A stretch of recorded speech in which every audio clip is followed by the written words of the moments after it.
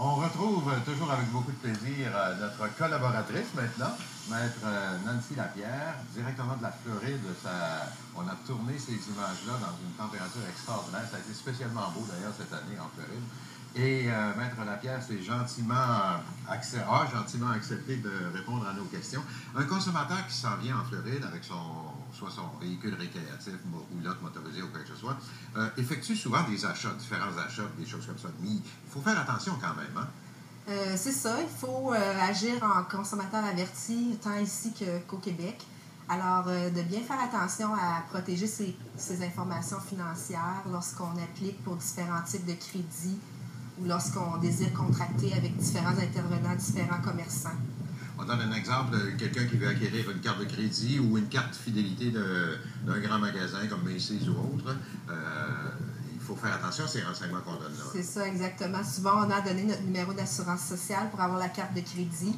Et les commerçants vont vous le faire écrire sur un petit papier. Ensuite, bien s'assurer que le papier est détruit après pour pas que les employés ou les autres clients, peut-être qui sont présents, puissent avoir accès à l'information. Donc, toujours garder en tête de protéger ces informations et d'essayer des fois de ne pas avoir à donner cette information-là. Par exemple, lorsqu'on va visiter un médecin, on vous demande souvent sur l'application de donner le numéro d'assurance sociale.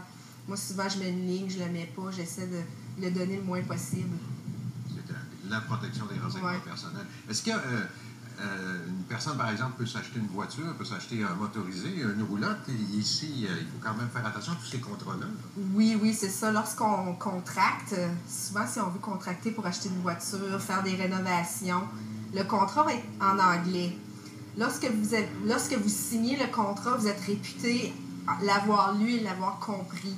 Il y a de la jurisprudence spécifique qui dit même que, même si vous ne parlez pas la langue du pays, vous êtes censé avoir lu le contrat, vous l'êtes fait expliquer par quelqu'un qui parle la langue. Donc, avant de signer le contrat, s'assurer que vous le compreniez bien et que ce que le vendeur vous dit est bien reflété par écrit. En terminant, parce que le temps file vite, là, est-ce que s'il nous arrive un pépin dans ça, est-ce qu'il y a des recours? Les recours, c'est des recours. Il y a certains organismes consommateurs que vous pouvez contacter. Il y a le numéro 1-800-HELP-FLA, F-L-A. Mais souvent, ça va être les recours au civil qui vont être disponibles pour vous. Et ces recours civils-là, c'est la Cour des petites créances, les différents tribunaux, et ça va vous demander du temps et souvent de l'argent pour vous défendre. Donc, la meilleure chose, c'est de prévenir, de bien regarder ce dans quoi vous embarquez, de vérifier la réputation du commerçant. Et comme ça, en prévenant, souvent, vous allez pouvoir voir s'il y a des problèmes au préalable et ça va vous empêcher d'être dans une situation où, justement, vous allez avoir besoin de tribunaux.